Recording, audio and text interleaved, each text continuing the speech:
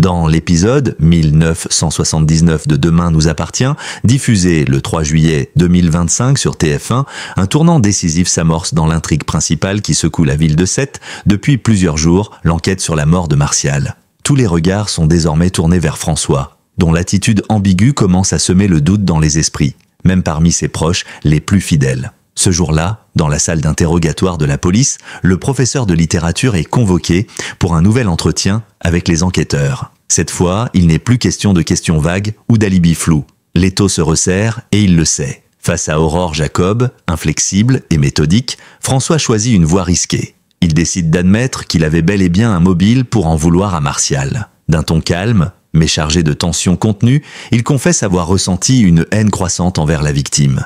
Il décrit Martial comme un homme manipulateur, toxique, qui aurait tenté de s'immiscer dans sa vie privée, briser ses repères, détruire ce qu'il avait de plus cher.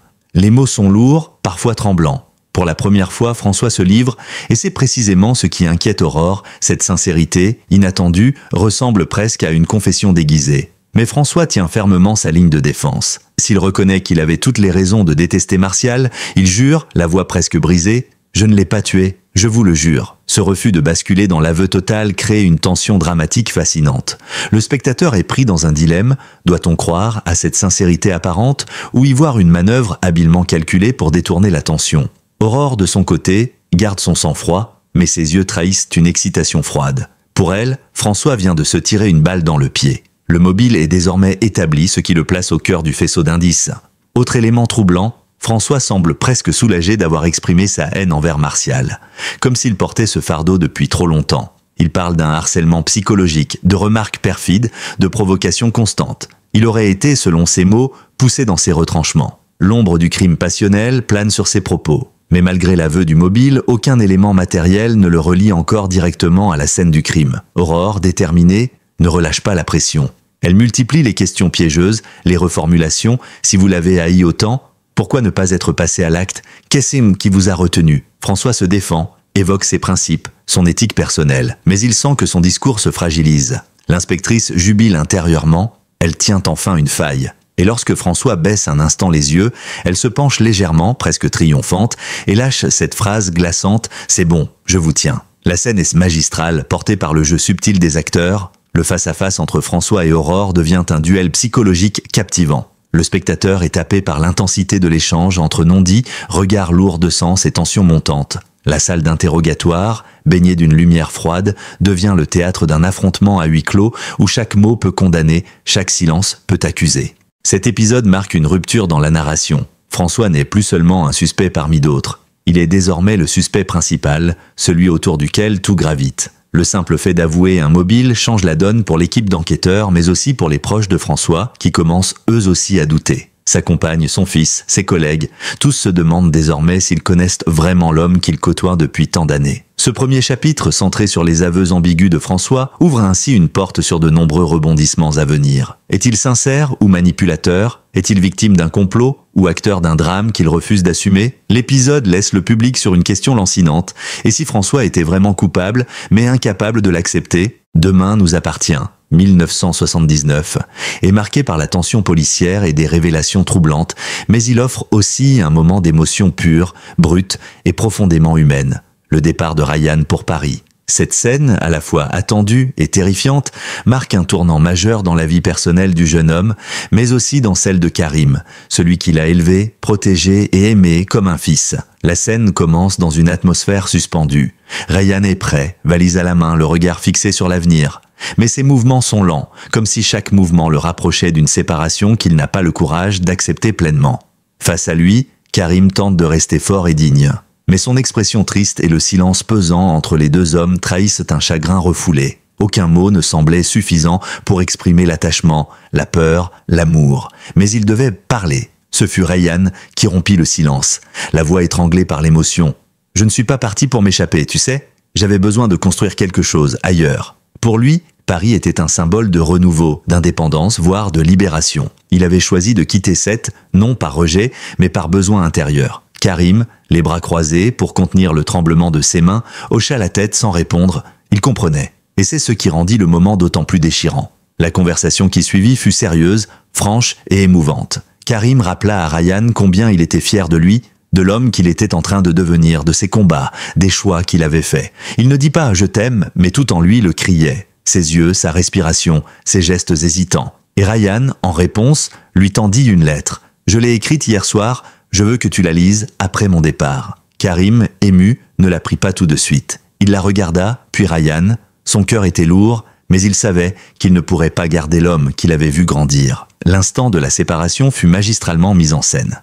La caméra les suivit jusqu'à la gare dans un silence presque religieux. Les bruits environnants semblaient étouffés, comme si le monde extérieur avait disparu, ne laissant qu'eux. Sur le quai, Ryan jeta un dernier regard sur la ville, sur son passé, sur le père de substitution qu'il avait aimé d'une manière que peu connaissaient. Il serra Karim dans ses bras un long moment. Trop long pour être un simple câlin d'adieu, c'était un câlin d'adieu, une reconnaissance silencieuse. Et soudain, Ryan disparut. Il ne se retourna pas. Peut-être parce que s'il le faisait, il ne pourrait plus partir. Karim était toujours là, seul. Le train siffla.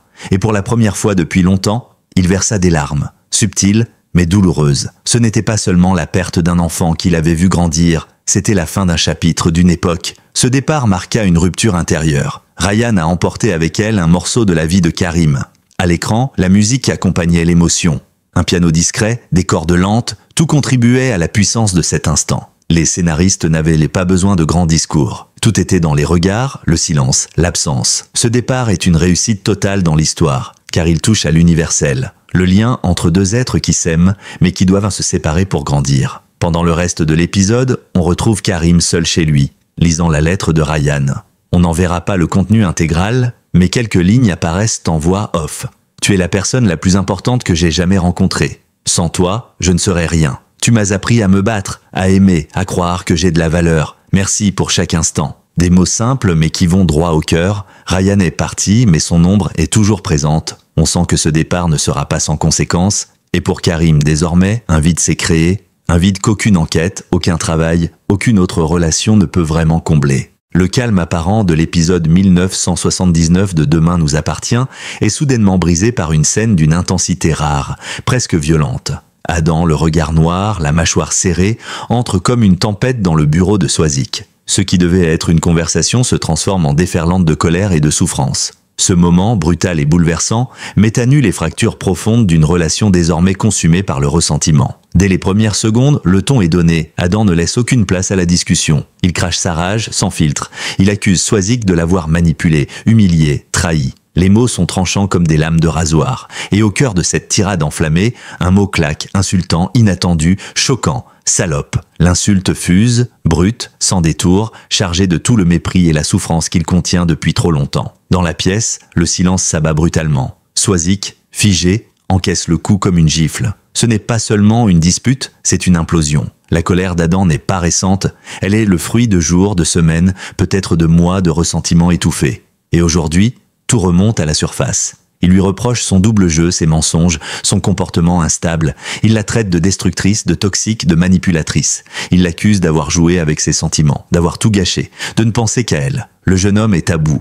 Ce qu'il exprime, ce n'est pas seulement de la haine, c'est une douleur immense, celle d'un cœur blessé par une figure qu'il avait idéalisée. Swazik, d'abord sous le choc, tente de se défendre. Elle nie, se justifie, essaie de ramener Adam à la raison. Mais face à une telle charge émotionnelle, ses mots résonnent comme des excuses vaines. Plus elle parle, plus Adam s'enfonce dans sa colère. Il l'interrompt, la coupe, hausse le ton. Sa voix tremble autant de rage que de tristesse. C'est un cri d'alarme, un hurlement de détresse. Ce qu'il dit, c'est qu'il ne supporte plus cette relation malsaine, ce climat de tension permanent. Il veut tourner la page, brûler ce qu'il reste de leur histoire, effacer jusqu'au souvenir de leur proximité. Le jeu des acteurs dans cette scène est remarquable. L'interprète d'Adam livre une performance d'une rare intensité. Son regard est bouleversant, entre larmes contenues et fureur explosive. Swazik, elle, encaisse sans jamais sombrer totalement. Son visage se décompose, son corps se crispe, mais elle reste droite, comme si elle se savait coupable, ou du moins responsable de quelque chose qu'elle n'arrive pas à nommer. L'ambiance est étouffante, la lumière blanche de la pièce semble crue, presque clinique. La caméra reste fixe, refusant d'adoucir la brutalité de l'instant. Lorsque la scène touche à sa fin, Adam quitte la pièce en claquant la porte. Il ne se retourne pas. Swazik reste seul, tremblant, le souffle court. On la voit s'asseoir lentement, poser les mains sur son bureau pour ne pas s'effondrer. Elle ne pleure pas encore. Mais son regard perdu laisse deviner qu'elle mesure, pour la première fois, l'étendue des dégâts. Cette confrontation laisse des traces. Elle scelle probablement la fin définitive de leur relation. Mais elle ouvre aussi une nouvelle brèche dans l'âme d'Adam. Car insulter, exploser, blesser ne suffit pas toujours à apaiser une souffrance. Derrière cette colère, c'est un garçon en détresse qui tente désespérément de faire le deuil d'un amour qu'il aurait voulu différent. Et derrière le masque froid de Swazik, on devine aussi une femme brisée, consciente d'avoir détruit quelque chose qu'elle ne pourra jamais réparer. Cette scène, loin d'être anodine, est une bascule. Elle marque l'avant et l'après. Et dans cette série où les passions humaines sont toujours sur le fil du rasoir, elle rappelle que les mots peuvent parfois être plus violents que les actes. Au cœur des intrigues sombres et des blessures émotionnelles, un souffle nouveau semble émerger. Lou, avocate de talent et mère attentive, envisage un changement majeur de vie. Une décision simple en apparence, mais lourde de sens. Elle pense sérieusement à revenir vivre à Sète avec sa fille Ornina. Une ville qu'elle a quittée, un passé qu'elle a laissé derrière elle, mais qui l'appelle à nouveau comme un port sûr, un lieu de renaissance. C'est autour d'un café, dans un moment calme, presque suspendu, que Lou évoque son projet. Elle en parle à Victor, son ancien compagnon, confident d'un jour, et peut-être plus encore. Leur discussion est douce, empreinte de bienveillance et de maturité. Contrairement à d'autres dialogues tendus dans l'épisode, celui-ci respire l'apaisement. Lou confie son besoin de stabilité, de simplicité, loin des tumultes de Paris. Elle veut offrir à Nina une vie plus équilibrée, plus saine, plus ancrée dans un quotidien paisible. Sète, avec sa lumière du sud, sa mère toujours proche, lui semble idéale. Victor, en l'écoutant, esquisse un sourire discret. Il n'essaie pas de la convaincre, ne la pousse pas, mais il est évident qu'au fond de lui, cette idée résonne. Leur complicité passée n'a jamais vraiment disparu. Depuis leur séparation, les chemins ont divergé, mais les sentiments, ou du moins une forme de tendresse, sont restés. Lou perçoit cette émotion,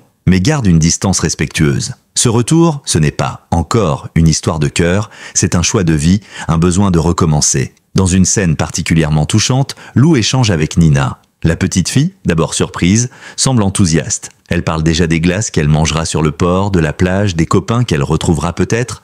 Ce retour est pensé autant pour l'équilibre de Lou que pour celui de sa fille. Ce que Lou cherche, c'est un havre, un endroit où reconstruire, pas à pas, une vie moins cabossée, moins exposée. Les scénaristes prennent le temps de poser ce moment. Des plans larges sur la ville, la mer en arrière-plan, le port tranquille au petit matin. On sent que Sète n'est pas seulement un décor, c'est un personnage à part entière, un espace où les émotions s'apaisent, où les destins s'entrelacent, où la vie peut redémarrer. La musique d'ambiance accompagne cette atmosphère de douceur retrouvée. Mais derrière ce projet de retour se cachent aussi des interrogations. Que laisser derrière à Paris ? Quel risque à revenir sur des terres pleines de souvenirs, bons et mauvais ? Lou n'est pas naïve. Elle sait que revenir à Sète, c'est aussi potentiellement rouvrir des blessures anciennes, croiser d'anciens ennemis, retrouver des liens inachevés. Mais elle semble prête. Mieux encore, elle semble en paix avec cette idée. Dans un échange final avec Victor, elle le remercie de l'avoir écouté. Il lui répond simplement « Tu as toujours su ce qui était bon pour toi, Lou. Moi je serai là, toujours. » Une promesse sans promesse, une phrase qui ne force rien mais qui laisse entrevoir la possibilité d'un futur différent, peut-être à deux. Rien n'est dit clairement. Tout est suggéré, laissé en suspens. Et c'est précisément ce qui rend ce moment si fort. Lou se tient donc à l'aube d'un changement de cap, lucide mais sereine. Son personnage, souvent tiraillé entre ses responsabilités professionnelles et ses tourments personnels, semble enfin trouver un point d'ancrage. En choisissant de revenir à Sète, elle ne fuit pas son passé. Elle choisit simplement de l'affronter dans un cadre plus doux, plus humain, plus enraciné. C'est une décision qui n'a rien de spectaculaire, mais qui, dans la logique émotionnelle de la série, est d'une grande importance. Ce chapitre, plus lumineux que les précédents, agit comme une respiration dans l'épisode. Il offre aux téléspectateurs une pause, un espoir, une perspective plus tendre. Car dans une série où tout peut s'écrouler en un instant, un simple projet d'emménagement peut devenir un acte de bravoure, une déclaration d'amour à la vie. Alors que Lou envisage son retour à Sète, une autre dynamique s'installe, plus discrète mais tout aussi significative, le réchauffement progressif de sa relation avec Victor, loin des passions destructrices et des disputes violentes qui ponctuent d'autres intrigues. Ce lien renaissant est tissé dans le calme, la maturité, et surtout dans une forme de tendresse réciproque que ni le temps ni les erreurs passées ne semblent avoir altérée. Il y a, entre eux, quelque chose de profondément apaisé. Leur complicité, pourtant fragilisée par les épreuves du passé, réapparaît dans les gestes les plus simples. Lorsque Lou évoque la possibilité de revenir vivre à Sète, c'est vers Victor qu'elle se tourne non pas comme un ex-compagnon, mais comme un pilier, un repère stable. Et Victor, de son côté, semble ravi de la revoir, sincèrement heureux de l'idée de la voir à nouveau dans son quotidien.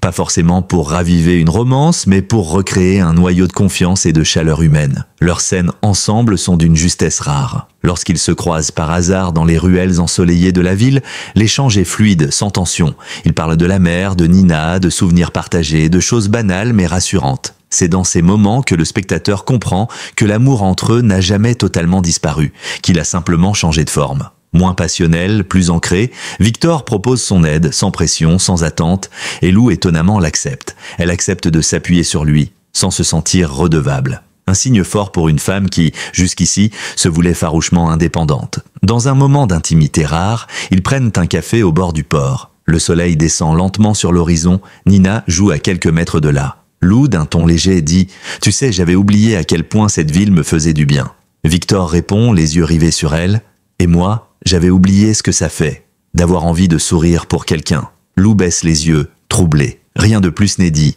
Et pourtant, tout est là. Un aveu à demi-mot, un frisson de retrouvailles, une promesse silencieuse. Ce rapprochement se fait sans tension, ni attente démesurée, et c'est justement ce qui le rend touchant. Les deux personnages semblent avoir appris de leurs erreurs. Ils avancent prudemment, comme deux funambules qui ne veulent plus tomber. Leur relation n'est pas définie, ni enfermée dans un rôle précis. Ils sont partenaires, amis, peut-être futurs amants, ou peut-être simplement deux adultes capables de se soutenir sans se blesser. Une rareté dans l'univers souvent tumultueux de la série. Nina, sans le savoir, joue un rôle clé dans cette redécouverte. Sa présence réunit Lou et Victor autour d'un objectif commun, son bien-être. Elle est la clé de voûte, le point de jonction, le ciment fragile mais puissant de leur lien. Dans une scène particulièrement émotive, Lou surprend Victor en train d'aider Nina avec ses devoirs. Elle les observe en silence, un sourire tendre au coin des lèvres. Elle réalise alors que ce qu'elle cherche, stabilité, complicité, douceur, est peut-être déjà là. Mais l'épisode ne pousse pas à la précipitation.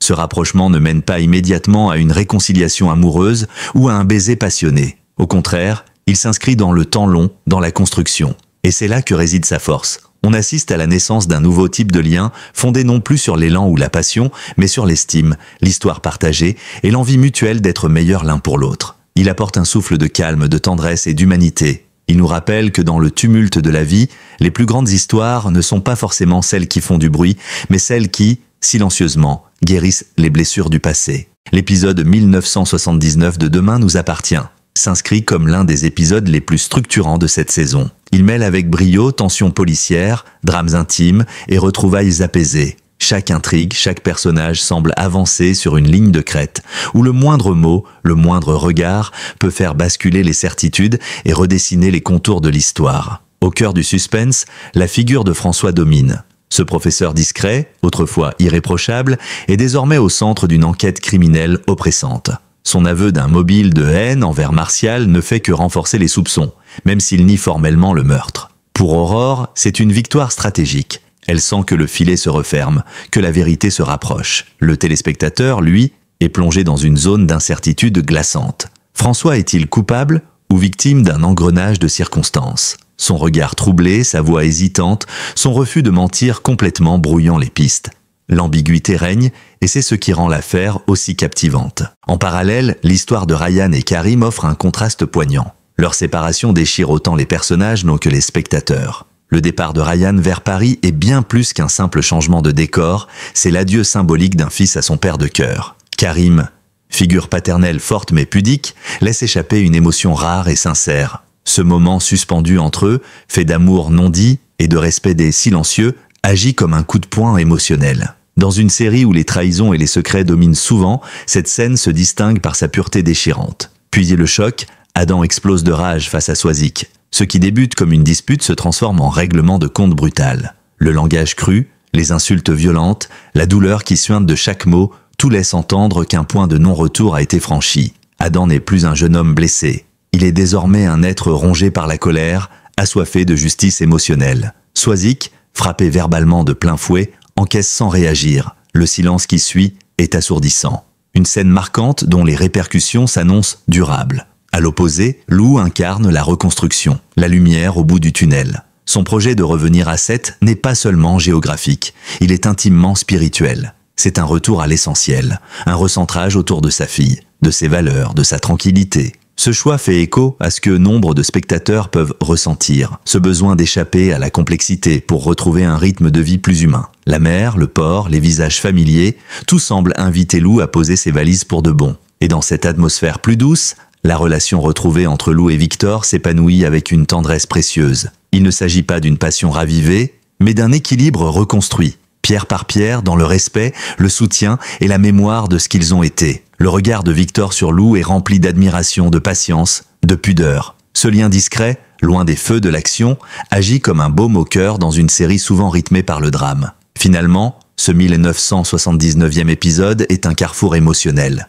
Il marque la fin de certaines illusions, la naissance de nouvelles routes, la fracture définitive de certaines relations et la possible réconciliation d'autres. Il montre que les personnages, comme dans la vraie vie, évoluent, chutent, se relèvent. Et que derrière chaque intrigue policière ou chaque scène de tension, il y a des hommes, des femmes, des enfants, en quête de vérité, d'amour ou simplement de paix. En conclusion, l'épisode nous laisse avec une double sensation, celle d'un drame en expansion, avec l'affaire François, et celle d'une reconstruction silencieuse à travers Lou, Nina et Victor. Tout reste à écrire. Et comme souvent dans Demain nous appartient, les silences parlent autant que les dialogues. Les blessures sont visibles, mais les cicatrices naissantes, elles, annoncent peut-être un nouveau souffle.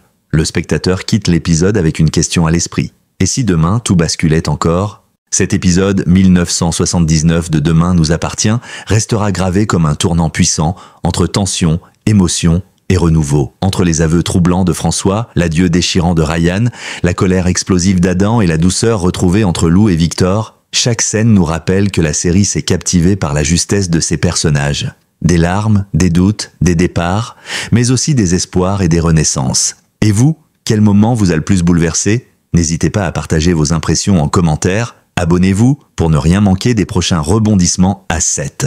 À très vite sur notre chaîne pour la suite de l'aventure.